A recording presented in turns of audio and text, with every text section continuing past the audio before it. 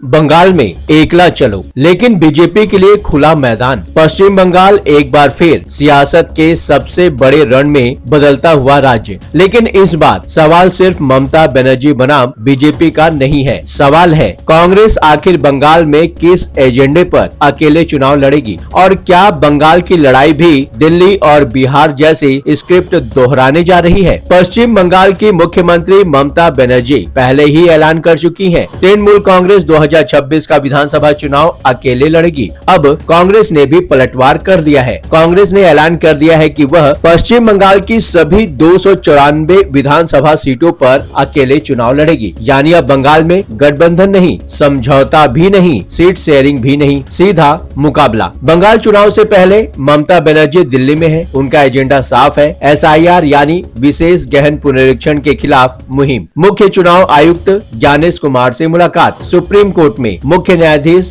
Justice Suryakant की bench के सामने बंगाल के मतदाताओं की तरफ से पैरवी। इसके साथ ही ममता बनर्जी चाहती हैं कि मुख्य चुनाव आयुक्त के खिलाफ संसद में महाभियोग प्रस्ताव लाया जाए और कांग्रेस सहित पूरा विपक्ष उसका समर्थन करे। लेकिन सपोर्ट के बदले ममता बनर्जी किसी को कुछ भी शेयर करने को तैयार नहीं है। जब दिल्ली में ममता से कांग्रेस पर सवाल पूछा गया तो जवाब साफ था, हम विधानसभा चुनाव अकेले लड़ेंगे। अब कांग्रेस का भी स्टैंड सामने है। कांग्रेस का कहना है, बंगाल संगठन और कार्यकर्ताओं की लंबे समय से मांग थी, पार्टी अपनी स्वतंत्र राजनीतिक पहचान के साथ चुनाव लड़े। आला कमान ने बंगाल कांग्रेस की भावनाओं का सम्मान किया। दिल्ली में बैठक तो हुई, लेकिन उसमें जो लोग मौजूद थे वे हैं कांग्रेस अध्यक्ष मल्लिकार्जुन खड़गे, राहुल गांधी, बंगाल प्रभारी गुलाम अहमद मीर, प्रदेश अध्यक्ष शुभंकर सरकार, पूर्व प्रदेश अध्यक्ष अधीर रंजन चौधरी, सांसद ईसा खान चौधरी और राज्य के तमाम सीनियर नेता। यही तय हुआ, कांग्रेस 2026 का बंगाल चुनाव अकेले दम पर लड़ेगी। 2021 के विधानसभा चुनाव में बीजेपी बहुत ज्यादा सीटें नहीं जीत पाई, लेकिन मुख्य विपक्षी दल बन गई। कांग्रेस खाता भी नहीं खोल पाया। अब तस्वीर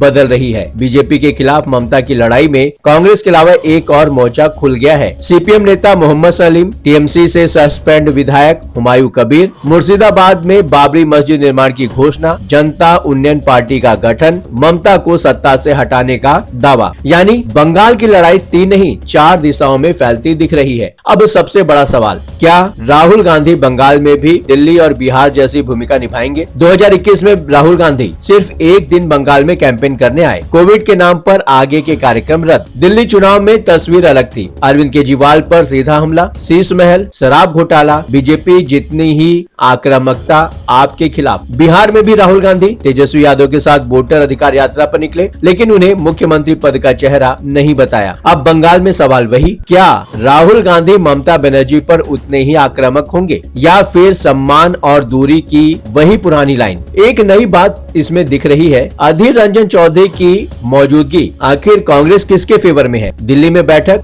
ममता के सबसे बड़े आलोचक हैं, अधीर रंजन चौधरी भी वहां पर मौजूद थे। 2024 का लोकसभा चुनाव हारने के बाद अधीर रंजन चौधरी को हाशिए पर दे दिया गया और ये भी ममता बनर्जी के फेवर में ही जाता है। आंकड़े साफ कहानी कहते हैं। 2011 में 184 सीटें, लेफ्ट मोर्चा बेदखल। 2016 में 211 सीटें, 2021 में 215 सीटें। बीजेपी 2016 में 3 सीटें और 2021 में 77 सीटों तक पहुंची। नंदीग्राम में ममता बनर्जी को अपने ही पुराने सहयोगी शुभेंदु अधिकारी से हार मिली। यानी किला मजबूत है लेकिन अभेद्य नहीं। अब तस्वीर पूरी तरह से साफ दिखती है। सवाल यह है कि नतीजे अलग कैसे होंगे? मुख्य चुनाव आयुक्त के खिलाफ महाभियोग, ममता की राजनीतिक कवायद, ज्यादा चुनावी फायदा, कम संवैधानिक असर। अगर ममता का रवैया केजरीवाल और तेजस्वी जैसा रहा और राहुल गांधी का तेवर दिल्ली बिहार जैसा, तो नतीजे अलग कैसे होंगे? एकला चलो की जीत कांग्रेस के लिए वही पैतरे जो दिल्ली और बिहार में दिखे। और इसमें सबसे अहम, बंगाल में भी बीजेपी को खुला मैदान मिल सकता है। तो सवाल वही है, बंगाल में लड़ाई किसके बीच है और फायदा किसे मिलेगा? क्या बंगाल भी दिल्ली और बिहार की तरह विपक्षी बिखराव की कहानी बनेगा या फिर इस बार कहानी बदलेगी? दोस्तों, हम चाहते हैं आपका और हमारा रिश्ता और थोड़ा मजबूत हो जाए। एक छोटी सी गुजारिश, चैनल को सब्सक्राइब करें। फेसबुक इंस्टा पर देख रहे हैं तो पेज को फॉलो करें। इस विषय को लेकर आपके मन में क्या राय बनी, जो भी सोच रहे हैं कमेंट सेक्शन में जरूर लिखिए।